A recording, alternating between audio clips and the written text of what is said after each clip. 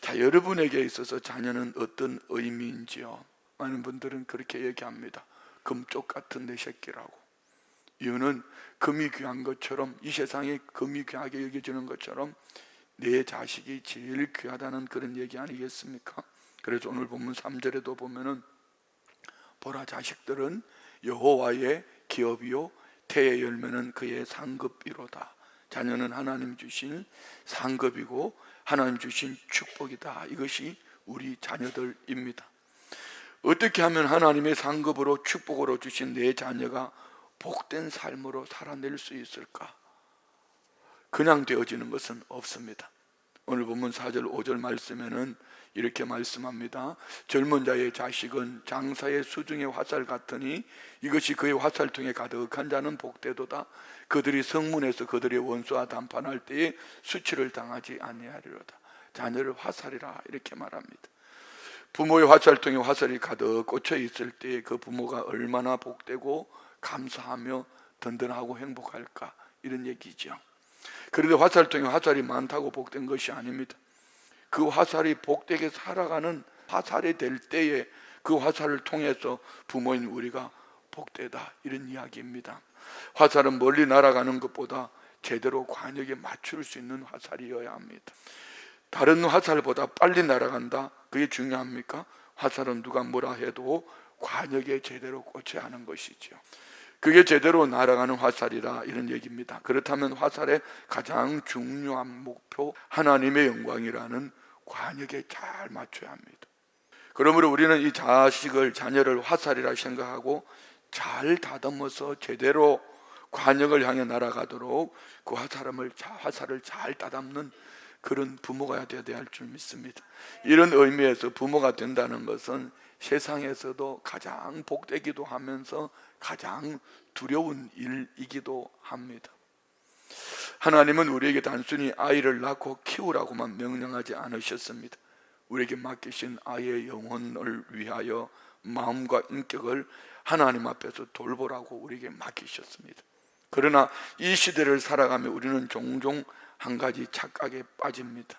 우리는 종종 그리스도인으로서, 신앙인으로서 기도만 열심히 하면 되지, 믿음만 심어주면 충분하다고 생각합니다.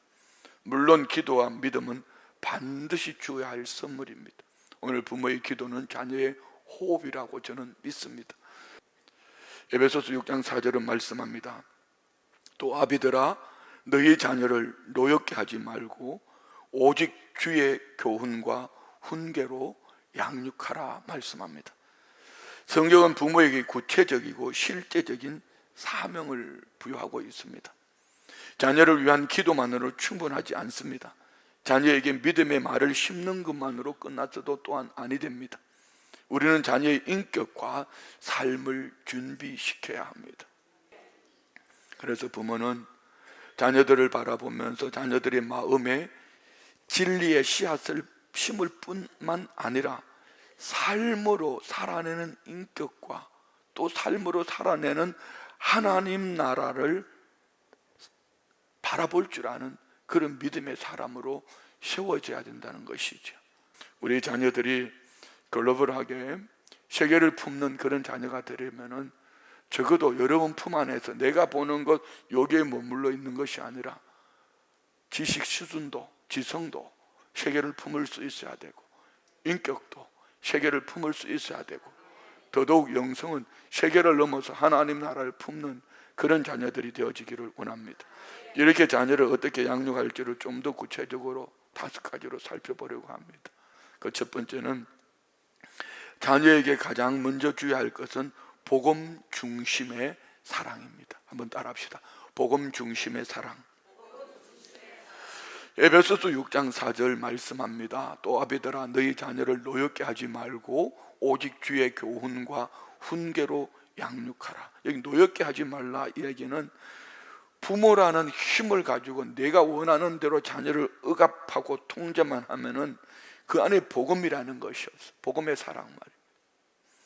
자녀에게 주의할 것은 율법적 순종이 아니라 조건 없는 사랑, 무너졌을 때 다시 일으켜주는 은혜, 실패했을 때도 포기하지 않는 긍휼 말입니다. 하나님께서 우리를 사랑하신 것처럼 실패 많고 허물 많은 우리를 끝까지 품어주신 것처럼 우리도 자녀들을 바라보면서 기다려주면서 복음적인 사랑으로 양육해야 될 줄 믿습니다. 자녀의 심령을 부드럽게 하고 주님과 동행하는 삶을 살아가게 하는 것이 복음적인 사랑이라고 믿습니다. 두 번째는요, 자녀에게 줘야 할 것은 진리를 분별할 수 있는 지혜입니다. 여러분, 우리는 이 세상에 다양한 정보를 지금 듣고 있습니다. 보고 있습니다. 그런데 이것이 참인지 거짓인지 진리인지 잘못된 것인지 분별하는 기준이 어디에 있을까요? 이는 하나님 말씀밖에 없습니다. 시대마다 모든 것은 다 변합니다. 그렇지만 변하지 않는 1.1억도 변하지 않는 것이 하나님의 말씀입니다. 하나님은 그 말씀을 캐논으로 삼으시고 그 말씀으로 말씀하신 대로 온 우주 만물을 주관하시기 때문에, 그래서 우리 잠언서 22장 6절 말씀에 성경은 이렇게 말씀합니다. 마땅히 행할 길을 아이에게 가르치라. 그리하면 늙어도 그것을 떠나지 않아. 마땅히 행할 길이 무엇일까요? 우리 자녀에게 성경적 세계관, 하나님이 진리 위에 서서 세상을 분별할 수 있는 눈을 열어줘야 됩니다. 그냥 단순하게 착하게 살아라 이 정도로 가지고는 우리 자녀들이 절대로 이제는 그렇게 살아낼 수 없는 시대입니다. 자녀가 세상에 거짓된 것을 분별하도록 하나님 말씀을 삶의 중심에 둘 수 있도록 우리 부모님들이 이끌어야 합니다. 세 번째로 자녀에게 줘야 할 것은 실패를 견디는 힘입니다. 넘어져도 다시 일어날 수 있는 힘 말입니다. 야고보서 1장 2절로 3절에 내 형제들아 너희가 여러 가지 시험을 당하거든 온전히 기쁘게 여기라. 이는 너희 믿음의 시련이 인내를 만들어내는 줄 너희가 알미라. 아멘. 어떤 부모는 자녀가 실패하지 않도록 온갖 길을 다 갈아주며, 지금 시대가 그래요. 성경에 나오는 모든 위대한 믿음의 사람들은 넘어질 줄을 알았습니다. 넘어질 줄 안다는 것은 넘어졌을 때 일어날 줄을 안다는 것이지요. 다윗이 죄를 지었지만 하나님께 철저히 회개하며 다시 일어났고, 베드로는 예수님을 3번 부인했지만 부활하신 주님 만나 주실 때에 그는 다시 회복되어져서 십자가에 거꾸로 죽기까지 맡겨주신 사명을 감당하는 위대한 사도가 되었습니다. 자녀에게 넘어질 수 있다는 사실을 알려줘야 합니다. 인생 여정 속에 살다가 보면은 넘어질 때도 있어. 네가 그때 넘어졌을 때 일어날 수 있는 비결이 뭔지를 우리 자녀들에게 예배를 통하여 일으켜 세우든지, 기도를 통하여 일으켜 세우든지, 말씀을 붙잡고 일어나든지, 공동체 속에 들어가서 함께 하나 되면서 일어나든지, 이 일어나는 방법을 알려야 되는데요, 그것을 끊임없이 목사는 교우들에게 알리는데 교우들이 그걸 안 하려고 그래요. 여러분, 일어나셔야 합니다. 네 번째로 자녀에게 줘야 할 것은 공동체의 정신, 공동체에 대한 사랑입니다.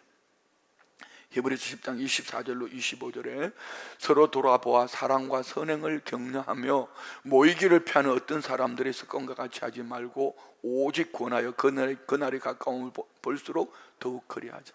지금 우리나라가 왜 이렇게 혼란스럽지요? 이게 없기 때문입니다. 혼자 신앙생활은 절대로 있을 수가 없습니다.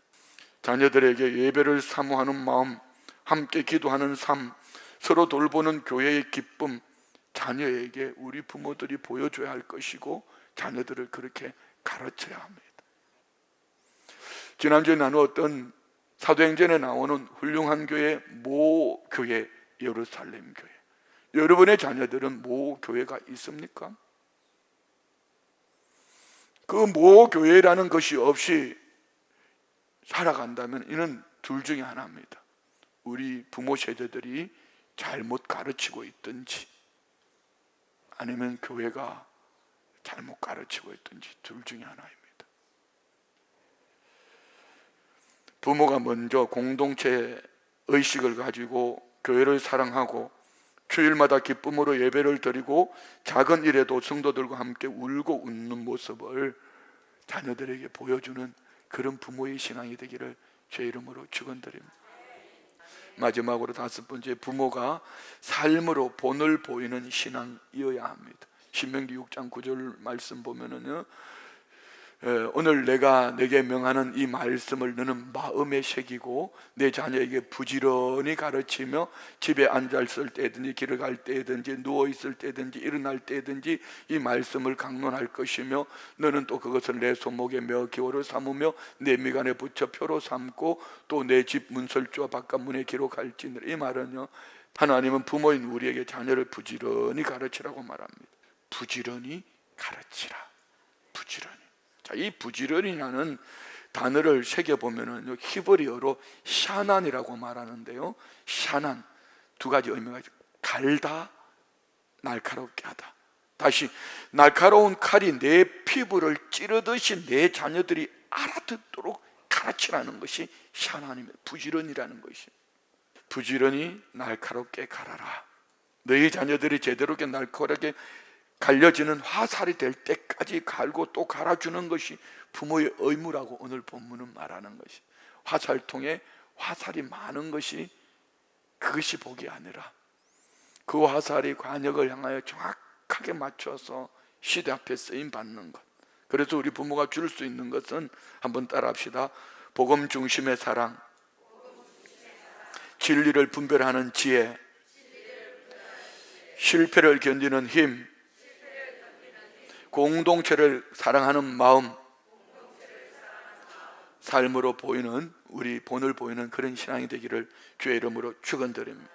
그래서 우리는 믿음으로 살아가는 모든 삶, 자녀들이 넘어질 때마다 하나님께로 다시 돌아올 수 있고 일어날 수 있고, 세상의 어떤 유혹 속에서도 진리를 붙들고 삶의 고난 속에서도 다시 일어날 수 있는 자녀로 양육하는 것이 화살통에 가득 찬 화살이 후일에 우리에게 복이 될 것이고 금쪽 같은 내 새끼로 시대 앞에 귀하게 쓰임받게 될 줄 믿습니다.